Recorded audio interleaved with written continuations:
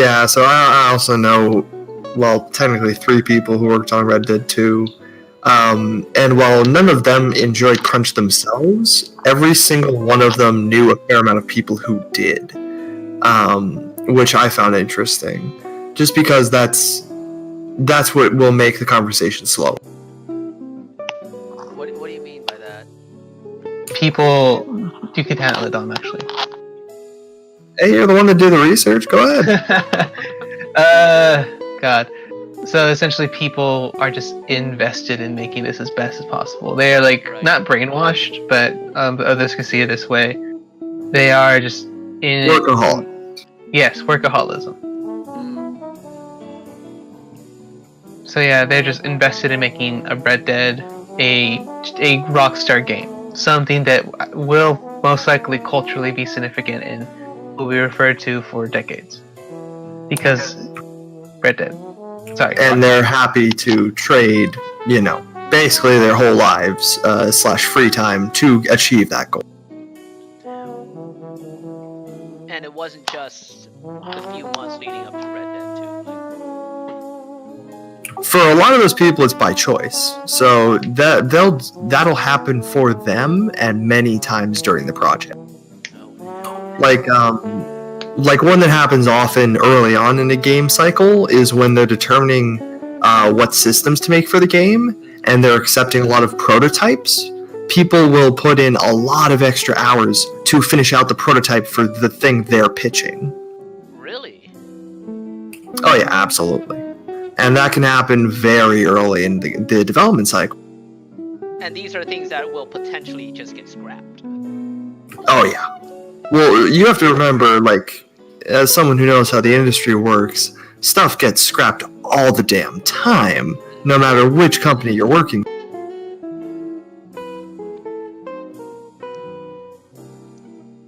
Yeah, it's one of those failings that I feel falls squarely on management's shoulders.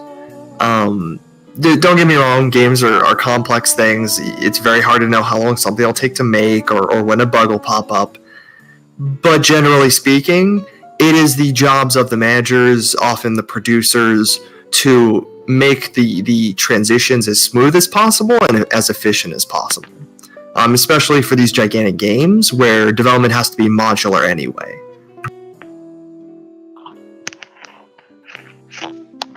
Yeah, no, where do you want to take this forward? I feel like, for me, when I've been... Maybe today.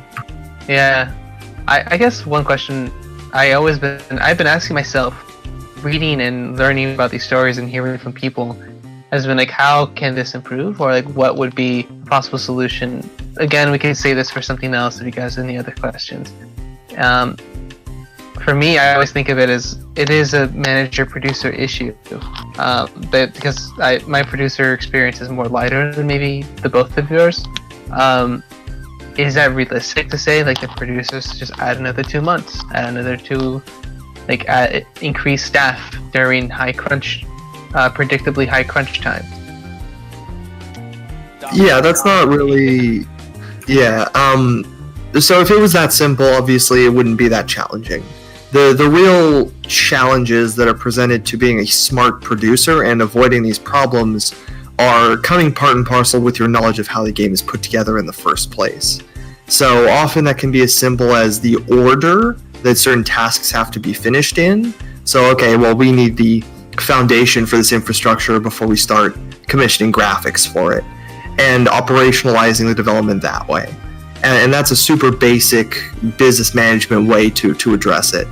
More artful, more challenging is the difference between saying, okay, this isn't working, can we afford to keep trying to make it work, or do we need to scrap it now to save our losses moving forward? And those judgment calls often are moved up the chain and can get increasingly disassociated from the people directly working on the game day to day. Basically, I could talk for ages about why that's a very challenging proposition for producers to tackle. I'm just curious about that. So, what kind of things do producers have to kind of look at to make those kind kinds of decisions. What are the other variables, you mean? Yeah. That's pretty involved Ah, discussion. That might be better for next week. fair enough. Yeah.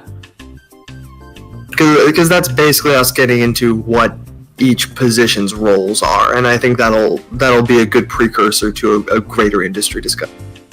Yeah, I think we might want to either drop the topic or end here. Lols. That's fair. I mean, let me see. J-Cho says he was on his way back like 5 minutes ago. So I'm just like, J-Cho, hurry up! 5 or 50 minutes ago. Like 5 minutes ago. So apparently he was doing a presentation at a frat house with his. Wait, what? members. He was doing a group presentation. My bad. Sorry, my brother's currently rushing for his frat, so it's interesting. I'm learning a lot about frats right now. Oh yeah. What are you learning? Well, mostly his specific frats and what he has to do to pass his test. Wait, What frat is he in? wait, I did he be forget telling the you this name. stuff? Wait, I thought he's not supposed to tell you this kind of stuff. Okay. Well, no, like not the secrets, but like Yeah. yeah, and also like I'm not in school anymore, so like I don't care. I want to help him out. I'm not trying to let it out and everything. That's why I haven't said the name. Also, I forgot it. Fair enough. So my good friend and old roommate Austin was vice president of Phi Sig. So yeah, I learned quite a bit. It was interesting. That's Fiji, right? No, Oh, okay. he has nothing to do with games. Wait, what? No, Fiji, the like the short name. Yeah, no, the answer is still no. Ah, okay. Crap, because I know So Fiji our- is the one that was like, you're only gonna get your letters when you die. It's pretty. It's pretty damn. Like, wait, is that just how they haze you, or is that no, just that's just like that's the rules? fraternity works. Yeah, it's just like only. So when during your you're- funeral, you get a brick with the letters on them? No, you never get your letters. Like you personally never get letters from anyone. Like you're only gonna get your letters on your grave when you're dead. It's a really weird fraternity rule, but I guess I mean people they like it. Shit. Yeah, again, I've been outside that system for very long, so I don't really know much about it. I did rush once, but that was like way back in my freshman year. Lol. I got called in to join, but I couldn't afford it because USC plus frat is a lot of money. I also rushed freshman year. I just found out that the people that wanted me to join their fraternities were not the people I wanted to spend time. The frat Completely understandable. Very understandable. I went for was the one Will Ferrell was in, apparently. Like that was a thing they were like promoting.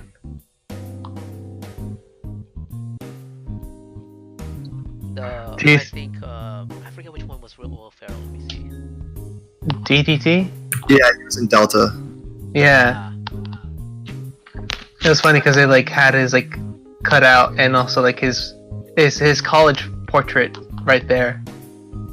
Which he never really stopped looking like a middle-aged man. I know, right? he looked like that forever. Yeah. I feel like he popped out of the womb with that like squinting smile on his face. He already has like a 5 o'clock shadow and he has a cup of like coffee outside the womb just ready to start making people laugh. Hey Don, wait, was he your speaker for your graduation? Or That's right. Why you guys got Will Ferrell? Crap. I actually graduated in December, so I don't Got it. remember. Oh. I think so, but yeah, I don't remember. By the way, Dom, I wanted to ask you, but just a quick check. How much time does everyone have left for today? I'm good until like midnight. Dom? I guess I can go for a little longer. Yeah, I feel like we've been at this for almost 2 hours. Usually this is the cutoff time for a lot of shows. I mean, hey, I don't have anything to do. Dom, Yeah, I wanted to well. ask you if you don't mind. So you're No, you just stop. motherfucker. God fucking damn. No, but okay, so you're the coach or sorry, manager for USC's League of Legends team now, right? Yes, I am. Are you involved in League of Legends news? I certainly try to be. any thoughts on the recent World Worlds? Championship sweep? First of all, props to them. Like it's very impressive. It was very cool to see. By the way, just to clarify, sorry, Dom, just to completely clarify, China's Invictus Gaming sweeped Europe's Fnatic 3-0 at the League of Legends World Championship in Korea this past weekend. Oh, I'm not a league person. I'm sorry. I know that's important. No, I don't know. that's fair. Just so you know, it's like it was complete 3-0. The last thing I saw about League of Legends was a music video that they had for a character. Which was a good video, by the way. But sorry, continue. No, first of all, I don't think it was, it was shaking anybody's world that happened. I was seeing more people impressed with Fnatic's performance, like in general this year compared to previous years. Basically, thinking that they represent Europe very well. Generally speaking, though, people have to remember that one of the reasons behind the stereotype of Asians being better at games is that there's a lot of Asians. Like that is a huge percentage of players in the entire world. A seventh of the world. No, not just think about China specifically. That's way more. Yeah, and if you include the Indian subcontinent as Asian, then that is a significant portion of total people. That's true. So it just in terms of that, it didn't seem to shake things up too terribly, and I saw most people like highlighting a lot of people's pay, starting to get up into really high numbers. Like I don't remember. I don't remember what the average is, because you could argue one of the biggest issues with esports isn't the total amount of money available, but the fact that it's not disseminated very evenly. Because if you look at even the lowest paid NBA player, the difference between them and the highest paid is still going to be a lot closer than the lowest paid esports player and the highest paid. It'll be night and day. Like you can even have good professionals making almost nothing, playing against people making millions. So I see that as a bigger issue. Christian, to answer your question, by the way, I'm just looking a quick search. I mean, it's like 200,000 upwards. Like Faker was being offered 2.5 mil for like a contract. God damn. I forgot, was Faker's an annual or a biannual? Let me see. But yeah, I was just making the point that no particular numbers impress me so long as they're concentrated so intensively in a smaller group. A much more interesting conversation is sponsors, and how more and more sponsors are getting onto the esports bandwagon. You mean like God, like how? I believe the biggest esports money deal yet was recently made with MasterCard. Just as an example.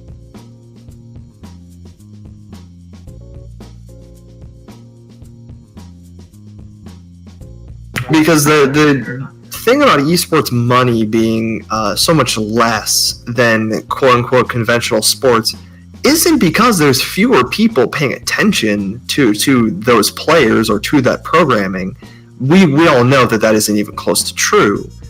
It's not that. It's that sponsors don't understand how it works nearly as well yet. Sorry. I actually have something relevant to say. That reminds me of discussions because over when I interned with Cartoon, there were also offices for people working in their esports division, not like in the same floor, but I met people that was their career, like that's what they were trying to kind of figure out, grabbing sponsors to help fund this. They're more traditional media. They actually, I think they have the company that is it's all under Turner. I think their esports division just made a deal with Nintendo to record all Smash esports events, or some number of them. For Smash Ultimate. Yeah, no. Who did you say entered a deal with Nintendo? No, Turner's eSports. I think it's called E-League. Okay. Yeah. And so, I that is a problem I keep hearing, reportedly, just with people who are interested in the esports world. Yeah, I see. You can Yeah, go back to it. Turner Sports is entering deals with Smash. Like, and I can speak on it with USC, not in super detail, obviously, but we're getting asked a lot if we're going to start offering scholarships. And the difference between us being able to offer scholarships for League of Legends versus something like football is entirely related to sponsors and sponsorship deals with the great USC University. Because you see USC bouncing like a lot of that football money into other sports as scholarships. Well, we can't do that with League of Legends because we don't already have a game in esports that we have those established deals with. So that's a kind of a microcosm of the whole industry, where, simply speaking, people don't have a firm basis to compare these new platforms to. And companies like firm numbers if they're going to invest a lot of money into something new.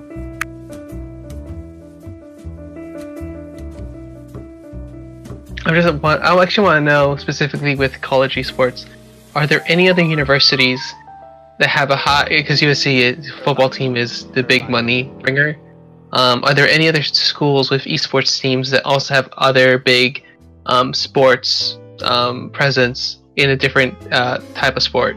You mean in esports or just in other sports? Because I know In other sports, because it seems like esports is building up, but it has to go through the channels of the existing dynamic of USC football. So as I understand, I think UC Irvine has a sponsored esports team. Yeah, they do. They just don't really have. He's asking for comparisons with their traditional sports teams, and UC Irvine doesn't really have commanding traditional sports teams. Oh, okay. But you're right that UCI has a very good team. So the closest answer to your question would probably be Stanford. I don't think their team is as convincing as UCI's or anything like that. But in terms of traditional sports contrasting against esports, they're probably closer. That's interesting. I wonder if more on your side for your work, if you have contact with them in terms of figuring out this dilemma, which you guys kind of both share in some ways. The short answer is no, just because no one can discuss money with other universities. And if you can, then they're not secrets. Then they're secrets everyone already knows the answer to, basically. Got it. All of the juicy information has to be kept juicy. Now, I will push back on one thing you said, that we have to move through the framework of traditional football. We are, at least at USC, we're completely disconnected from the athletics program, and we're actually working to get the league team considered a sport through RCC, which is simply the club sports organization at USC. So it's not the University Athletics Association. I see. Yeah, so even at that level, we're not the same. And then our sponsorship deals, we're more or less working separately. Okay. What that helps. other sports at USC is like officially recognized by RCC? Is it like Taekwondo kind of level, or? Well, there's a ton of like normal sports that also have clubs. The ones that don't have D1 equivalents would be stuff like Taekwondo, ping pong, like Rugby, lacrosse. Just like, yeah. So those are closer comparisons. Like jiu-jitsu that I ran was one as well. Oh, okay. Yeah, because all you have to do really to qualify, I mean, they change their criteria every year. It's really stupid, but is you just have to compete in something. So basically, ping pong has no issue like being considered a sport because they can go to competitions and it has a physical component.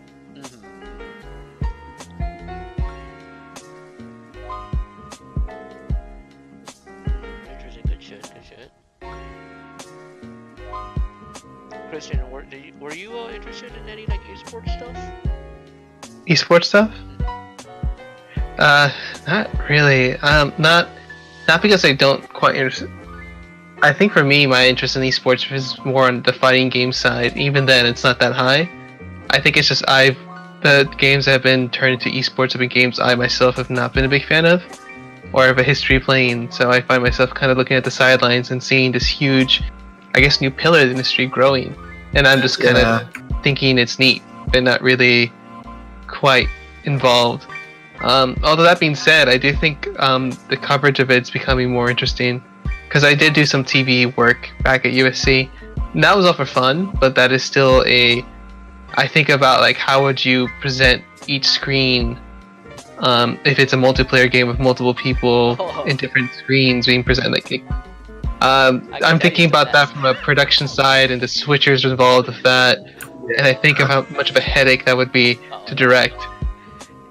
So I have an interesting perspective, just because I'm currently managing the USC Varsity League of Legends team, but my first job in the industry, like almost 10 years ago, was working for Major League Gaming. And that was that's right. The granddaddy. Yeah, because when I was with them, that was still before esports was even a term that most people used. And Game Battles had almost 7 million users, just because for many people it was the only way for them to compete in their favorite game. And then I had a different experience during Starcraft's time in popularity, because I was broadcasting it for a team, for a professional team. And on your point about broadcasting multiplayer games, it is so much harder to shoutcast League of Legends than Starcraft, because Starcraft, there's a focal point in any match, and usually there's not more than 2. Whereas just to start with, there's at least 3 in MOBAs, and usually 4, and then that's just to start with. God, I'm not the performer type to really even. I have not had experience in close to shoutcasting, but I can just think of the nightmare that is. So, I mean, you don't have to be a lot for me to say that StarCraft was easier. Interesting that you bring that up, because shoutcasting for 3 spots, I understand it's difficult, because I worked with Next Generation Esports NGE when they went to do their Fortnite tournament at PAX West this year, and it was a goddamn freaking mess, dude. Like, there were so many complaints about people missing out, about audience viewers just missing out on action going on in tournaments, because now you have how many iterations of people just being in conflict, and you can't cover all. You cannot cover all the conflicts going on in a battle royale. It almost has to be like a summary of an actual game. It has to be people when I worked with them, we utilized as many replays as we can, but even then, it would to go over everything would go way over the airtime a lot. Right. Yeah. Well, take StarCraft for example. It's not just about focal points, because let's say there's 4 focal points in a StarCraft match. Each player, there's still only 2 players, and at maximum there's only 2 races. Whereas you talk about 3 or 4 focal points for a MOBA, that is multiplied by each and every different champion, which you have to know, understand, and have guessed what they've been doing. And then understand all of the matchups between champions and the intricacies of each and every one of those, which is literally hundreds, if not over 1,000 different matchups possible.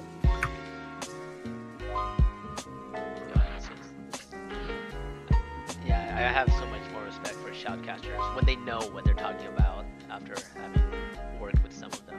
It's incredible. I think this is why I enjoy the fighting game genre more.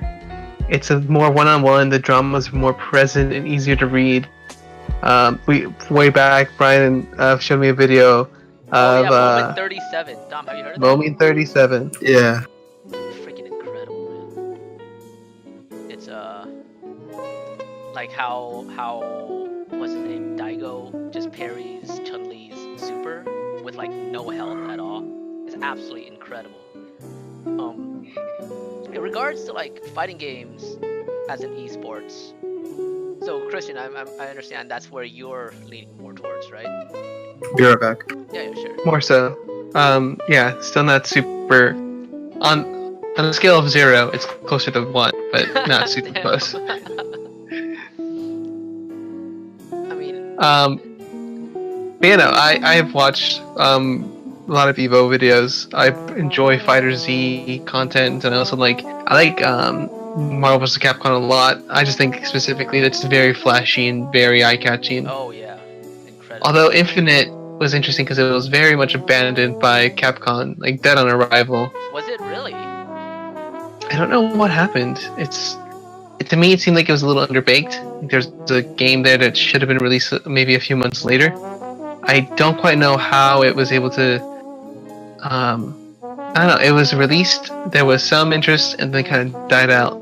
Where you think you still have Street Fighter V out there doing well.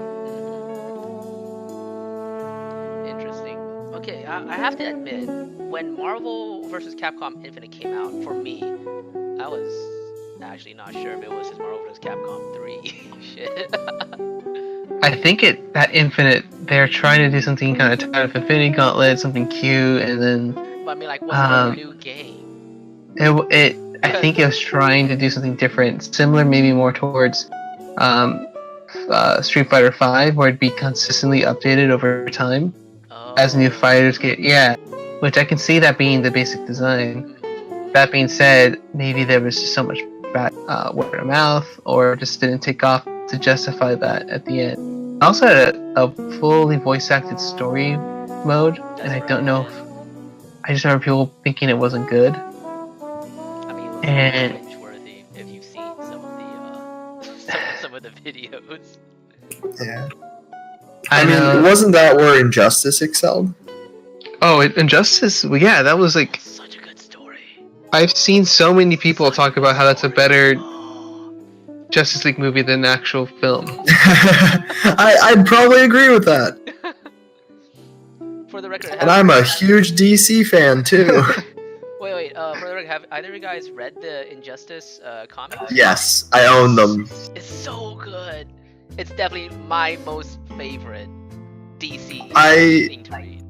So good. Yeah, because I love Wonder Woman, and it really embraces the war part of her personality that often other things would gloss over. So I love how she's basically Superman's general. Yeah, that's. I find that like it's interesting how that became like the big sell with I guess I put that in the Western fighting game genre. Like they're gonna present a story, an experience. It's very unique. Whereas like that's still an area that other I guess more Eastern games are they're lacking in a lot of ways. Although I would say Fighter Z kind of was closer towards that. They really played with the Dragon Ball Z lore in a fun way and presented some fun moments between characters. So interesting thing about Dragon Ball Fighter Z is that I think they had the best of both worlds. You know, like they had a good narrative structure, but they also had really good gameplay mechanics. Yeah. Like as I understand, you know, I don't own the game. I don't play the game myself. I don't know if either of you guys have, but That's what I did when I was like in lab back at USC, Oh, way yeah? too late, because people would start bringing out fight sticks, and people like that's where I would start joining. I'd be bad, but I'd have fun because I was too tired to really function. Were you in the Smash Club? No, I had friends that were in it, but I wasn't involved. It was one of those things I feel like if I got at it earlier at USC, I'd be more involved. But no, I also am not super great at Smash. I just like watching people play. I would have been in the eSports club, but freshman year when I went up to the table during the club fair or whatever and asked about Starcraft, I was told no one plays that. Wait, what? What? And I was like, okay, and didn't join. Dom, when was this? 2013. Wait. Yeah, no, people were still playing it. That Yeah. person was just stupid. Oh, okay. Yeah, I was gonna say like yeah. But Starcraft's but cool. because he said that, I did not end up joining the club, and I did So not much end up fun involved at concentrating USC. Stupid in one person. Shit. No, that's actually really sad to hear. Yeah. Hey, Jay Cho's on. Jay Cho, Justin, can you hear us? can you hear us? I think he's having trouble. Ah, damn. That's alright. And we have nothing with Jcho.